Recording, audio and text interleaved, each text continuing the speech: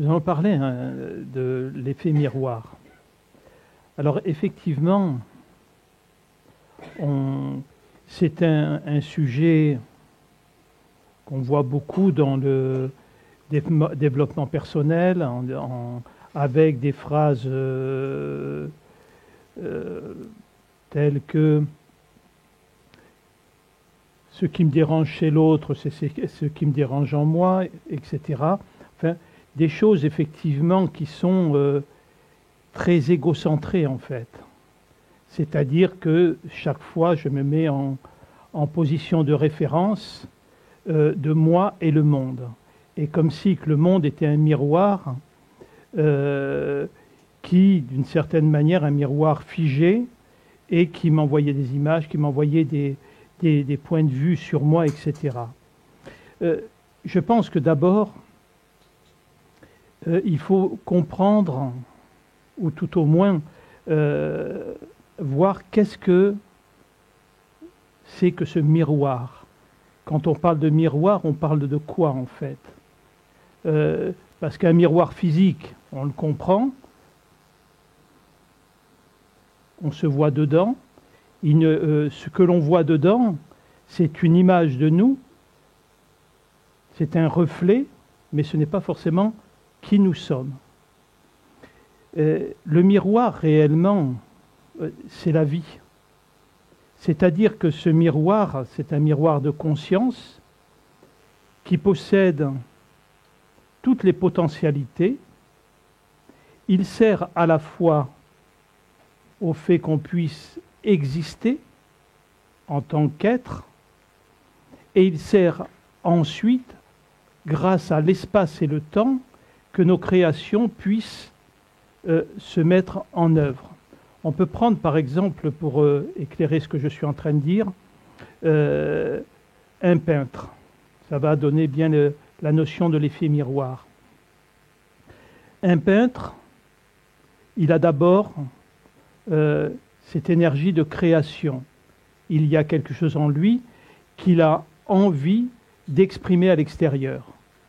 Tant qu'il n'y a que le désir et l'autoconceptualisation, en réalité, ça n'existe pas. Ça n'existe pas parce qu'il n'y a pas encore de support pour que ça existe. Donc, il va falloir un miroir, si on peut dire. Et ce miroir, ça va être le tableau qu'il va prendre, les peintures qu'il va mettre sur le tableau. Donc, il va y avoir un espace et un temps qui va permettre que cette autoconceptualisation se manifeste. Ensuite, il va faire ce tableau qui va être une représentation. Et cette représentation va lui apprendre quelque chose de lui. Elle va faire miroir d'une facette de qui il est. Et sans effectivement cette possibilité que donne la conscience, c'est-à-dire l'espace et le temps, rien ne peut exister. Et donc, la vie est donc ce miroir complètement immersif dans lequel nous sommes.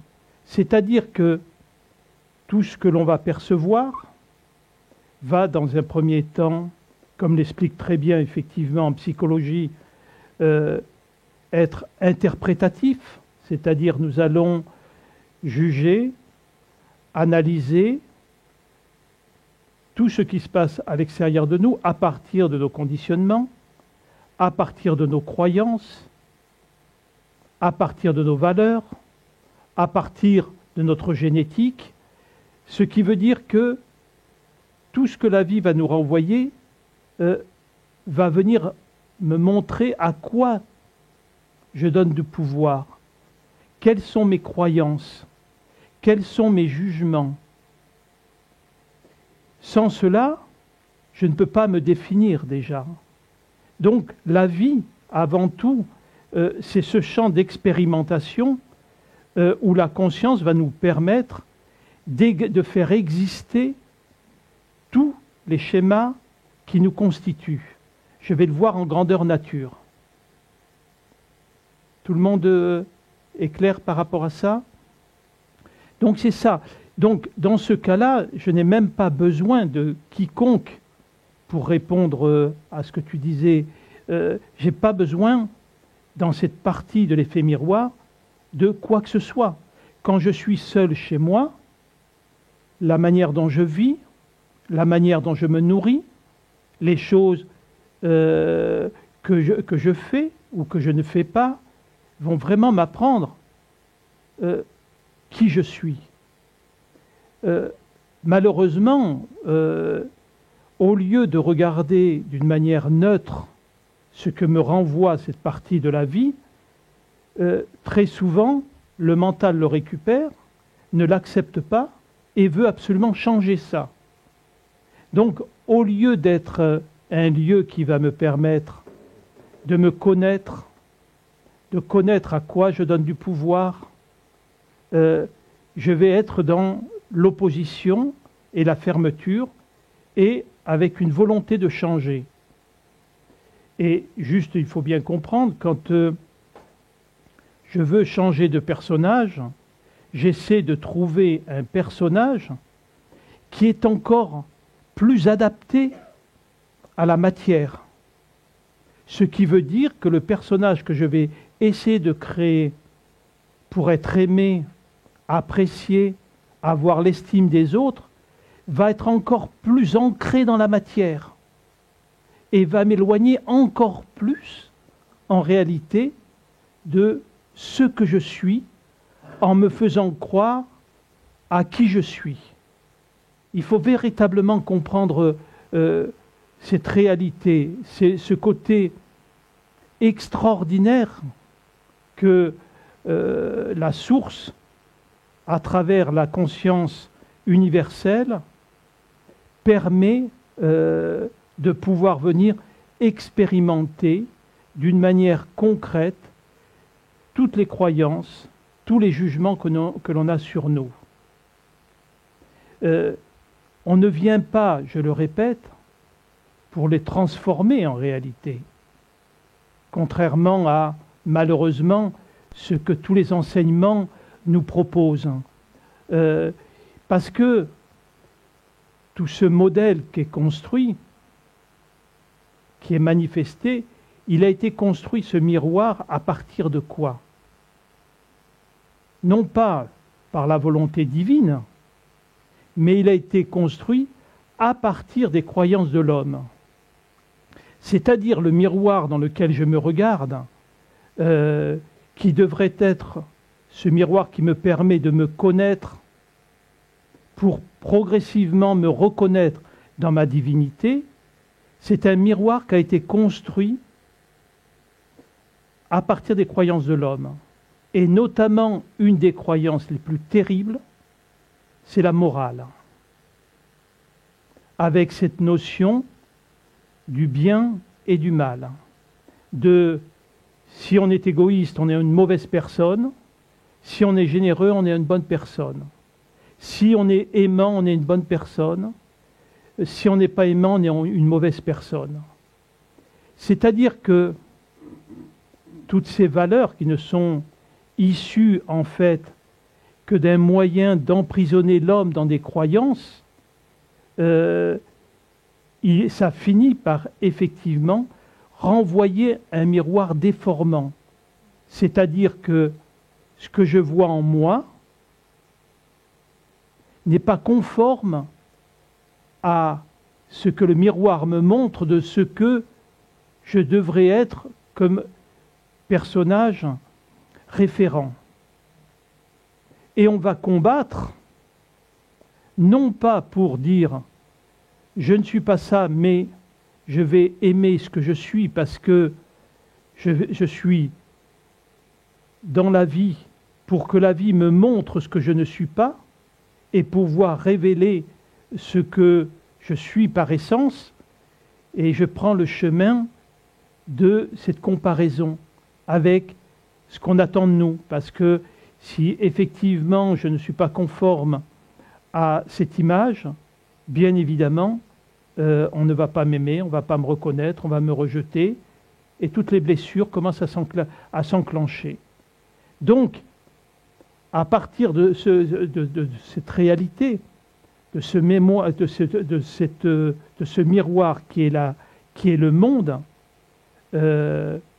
systématiquement, je m'enferme progressivement dans la matérialité. Parce que le monde, lui, est un miroir déformant. Il est un miroir qui me renvoie l'idée, comme dans Blanche-Neige et les frères Grimm, ô miroir, est-ce que je suis le plus beau? C'est-à-dire qu'il me ramène au niveau de l'ego, au niveau de la comparaison, au niveau des autres. Et quand on se met dans ce phénomène de ce miroir au niveau du monde, on est prisonnier. Parce qu'on va basculer soit dans une espèce de souffrance, qui sont les blessures, hein, comme je l'ai dit, ou dans l'ego spirituel. C'est-à-dire qu'effectivement, je suis bien évidemment pas conforme, mais au fond, je suis quand même quelqu'un de divin, etc. C'est-à-dire qu'en fait, ça va être juste de l'imaginaire. Il ne va rien se passer à cet endroit-là. Donc, on peut voir qu'en fait, on se trompe de miroir à cet endroit-là. Et pourtant, nous avons cet autre miroir qui est la vie, par contre. Parce que, je le répète, le monde et la création de l'homme, il n'est pas la création du divin. Chercher le divin dans le monde, on n'y trouvera rien du tout.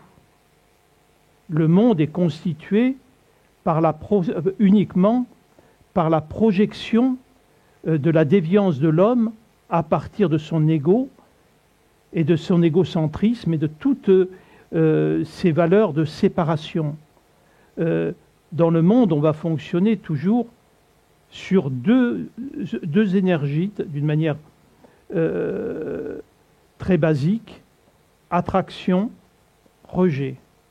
C'est-à-dire, je recherche tout le temps ce qui m'apporte de la satisfaction, avec la peur que ça ne se reproduise pas, et je suis toujours en train de rejeter ce qui ne me plaît pas, et ce qui, en réalité, me montre véritablement qui je suis. Voilà le miroir déformant que l'on peut voir dans la vie et qui nous amène dans la croyance de la personne que nous ne sommes pas. Vous voyez, il y avait une publicité anglaise que j'ai trouvée extrêmement pertinente. C'était une jeune fille anorexique qui se regardait dans un miroir. Et dans le miroir, elle voyait une jeune fille obèse. Voyez? Et donc, avec toutes les conséquences que ça peut avoir. Donc, comprendre que tout ce que la vie nous renvoie, tout ce que l'autre peut nous renvoyer, si on parle ensuite dans la relation, c'est de l'illusion. Parce que qu'est-ce que ça signifie? L'autre, il va vous dire « Oh, tu es une belle personne. » Pourquoi? Il va dire ça parce qu'il pense être une bonne personne.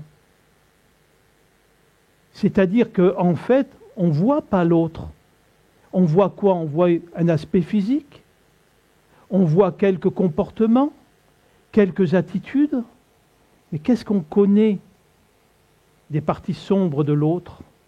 Ou réellement de ses parties lumineuses? Tout est dans le monde une histoire de projection, de croyance. Tout ce que la vie vous renvoie, tout ce que l'autre vous renvoie, ce n'est pas un effet miroir en réalité. C'est uniquement une interprétation, une projection à partir de vos conditionnements, de vos croyances et de tous vos schémas. Ça se situe au niveau du monde. Le vrai, effectivement, effet miroir, ça ne veut pas dire que l'autre est faux, hein, c'est pas ce que je veux dire. Il est erroné et déformé. Le seul effet miroir sur lequel on peut véritablement fonctionner, c'est le nôtre. C'est de se regarder véritablement. Parce que on peut se voir dans l'humilité, dans la simplicité, dans l'honnêteté, tel qu'on est véritablement. Comment on regarde l'autre? Est-ce que quand je dis à l'autre je t'aime, est-ce que réellement en nous, c'est cette énergie qui vibre? Ou est-ce que c'est la peur de la perte, l'attachement, ou simplement de l'affection, ou tout simplement un moyen de manipuler l'autre pour obtenir quelque chose? Ça, personne ne peut me le dire. Personne. Il n'y a que moi dans ma vérité. Et cette vérité, c'est ce miroir que la conscience nous permet. Et quand on peut effectivement, dans ce miroir, se dire « Ok, oui, je suis pas aussi bienveillant que ça, je ne suis pas aussi généreux que ça. En réalité, ce que je donne, c'est dans un intérêt pour récupérer quelque chose. Qu'effectivement, j'émets de la haine, de la jalousie, de la violence. Il n'y a pas de problème là-dedans. On est justement là pour regarder ça. Et la vie, réellement la conscience donc, elle est là pour me montrer ça, mais d'une manière aimante. Il n'y a pas de jugement, il n'y a pas de critique, il n'y a pas de volonté qu'on soit autrement. C'est juste ce miroir de la conscience est là pour me dire, regarde, voilà ta vérité, voilà ce que tu crois être. Et quand on peut, dans ce miroir non déformant, ce miroir qui est totalement juste, qui ne joue pas sur la morale du bien ou du mal, mais juste dans la vérité de l'être, à ce moment-là, on commence par cette énergie de conscience de pouvoir révéler ce qui se cache derrière ce rideau, derrière ce personnage qui fait tout ce qu'il peut pour essayer d'exister en pensant qu'il ne peut compter que sur lui pour exister. Donc, effectivement, cette vie, elle est faite pour ça. On vient vivre des expériences, on vient vivre des combats, mais ce n'est qu'une histoire d'amour qu'on vient vivre. Qu'une histoire d'amour pour pouvoir retrouver la consolation. Alors, quand on en revient à dire ce que je vois en l'autre, c'est ce que j'accepte pas en moi, en partie, bien sûr que c'est vrai, mais c'est tellement réducteur, parce que c'est un petit peu plus compliqué que ça aussi. Parce que quand on va dire ce que je vois en l'autre, c'est ce que je n'accepte pas en moi, c'est vrai et c'est faux aussi. Parce qu'il n'y a pas en une personne quelque chose qui n'existe pas chez tous les autres. Je veux dire, dans nos multiples incarnations, nous avons été des violeurs, nous avons été des assassins, nous avons été tous les schémas, parce que la conscience a besoin de vivre toutes les situations, toutes les formes, pour arriver à se connaître dans sa totalité, dans une forme individuelle. Donc, c'est pour ça que ce qui nous empêche effectivement de découvrir ce que l'on est et de pouvoir regarder dans la tranquillité nos failles ou nos lumières, c'est le jugement. Nous sommes tout le temps dans ce jugement, dans cette sévérité. Et effectivement, bien évidemment, quelqu'un qui est en train de faire un régime sévère et qui regarde une personne sortant d'une pâtisserie en train de se goinfrer d'un baba au rhum, il est évident que ça crée des tensions. Mais est-ce que ça veut dire que je n'accepte pas l'autre?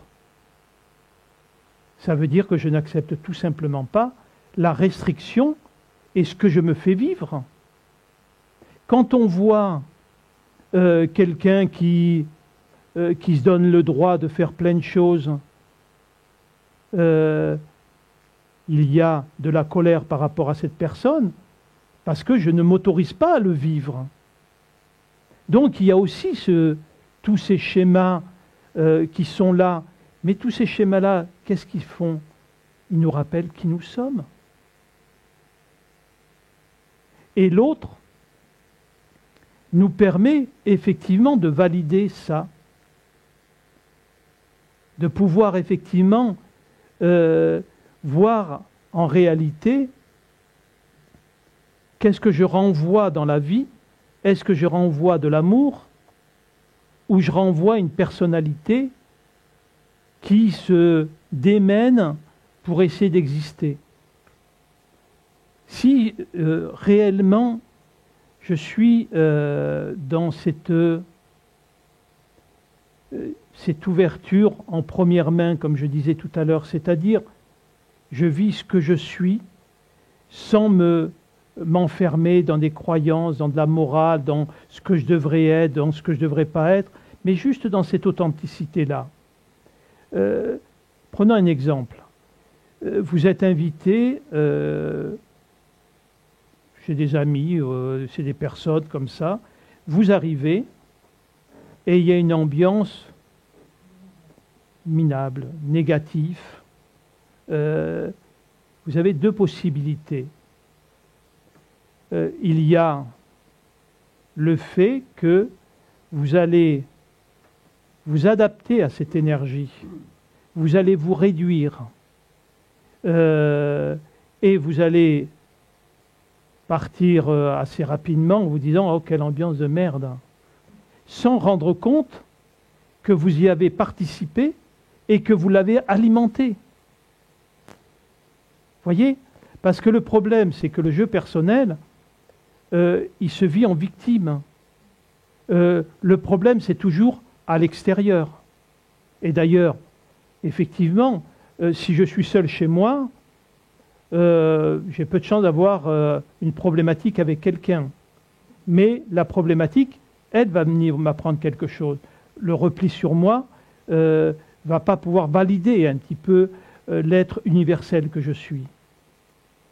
Mais pour revenir au premier exemple, deuxième cas de figure, vous restez dans votre énergie, sans la peur du regard de l'autre, sans la peur du jugement, juste de vous à vous-même. Vous arrivez avec votre énergie, et si votre énergie à ce moment-là est lumineuse et que vous êtes dans la joie, vous allez arriver dans cet endroit où il y a une ambiance délétère, et votre énergie va, comme une pièce où il y a des ténèbres, on met la lumière et il y a la lumière qui apparaît. Et en venant de cette manière-là, vous allez transformer cette énergie-là. Mais ça demande quoi? Effectivement, d'être dans la réalité de ce que vous êtes, dans votre vraie divinité. C'est-à-dire en quittant ce jeu personnel, basé effectivement sur ces croyances, ces images, etc., auxquelles on doit ressembler. Vous êtes authentique, vous êtes sans attente, sans demande.